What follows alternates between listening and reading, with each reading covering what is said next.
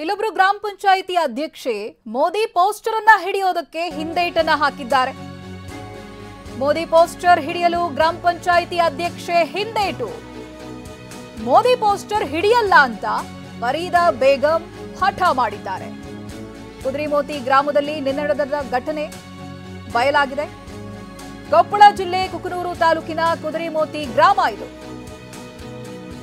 Muslim ಸಮುದಾಯಕ್ಕೆ ಸೇರಿರೋ ಗ್ರಾಮ ಪಂಚಾಯಿತಿ ಅಧ್ಯಕ್ಷೆ ವಿಕಸಿತ ಭಾರತ ಸಂಕಲ್ಪ ಯಾತ್ರೆ ಕಾರ್ಯಕ್ರಮದಲ್ಲಿ ನಡೆದಿರುವಂತಹ ಘಟನೆ ಇದು.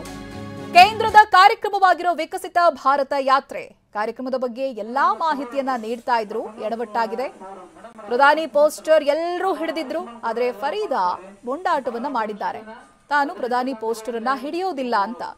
ಇದು ಕೇಂದ್ರಕ್ಕೆ ಸಂಬಂಧಪಟ್ಟಂತ ಕಾರ್ಯಕ್ರಮ, ವಿಕಸಿತ ಭಾರತ ಯಾತ್ರೆ ಅನ್ನೋದಾಗಿ ನಡೆಯುತ್ತಿತ್ತು.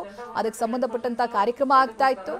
ಈ ಕಾರ್ಯಕ್ರಮದಲ್ಲಿ ತಾನು ಮೋದಿ ಪೋಸ್ಟರ್ ಅನ್ನ ಹಿಡಿಯೋದಿಲ್ಲ ಅನ್ನೋದಾಗಿ ಗ್ರಾಮ ಪಂಚಾಯಿತಿ ಅಧ್ಯಕ್ಷೆ ನಕಾರವನ್ನ ತೋರಿದ್ದಾರೆ, ಹಠ ಮಾಡಿದ್ದಾರೆ. ಕೊಪ್ಪಳ ಜಿಲ್ಲೆ ಕುಕನೂರು ತಾಲೂಕಿನ ಕುದ್ರೆಮೋತಿ ಗ್ರಾಮ ಪಂಚಾಯಿತಿ ವ್ಯಾಪ್ತಿಗೆ ಬರುತ್ತೆ. ಫರೀದಾ ಬೇಗಂ ಹಠ ಮಾಡಿರುವಂತ ಗ್ರಾಮ ಪಂಚಾಯಿತಿ ಅಧ್ಯಕ್ಷೆ ಅನ್ನೋದಾಗಿ ಗೊತ್ತಾಗ್ತಾ ಇದೆ. ನೀವು ನೋಡ್ತಾ ಇದ್ದೀರಲ್ಲ, ಅಲ್ಲಿ ಬಹಳ ಸಂಖ್ಯೆಯಲ್ಲಿ ಜನ ಸೇರಿದ್ದಾರೆ.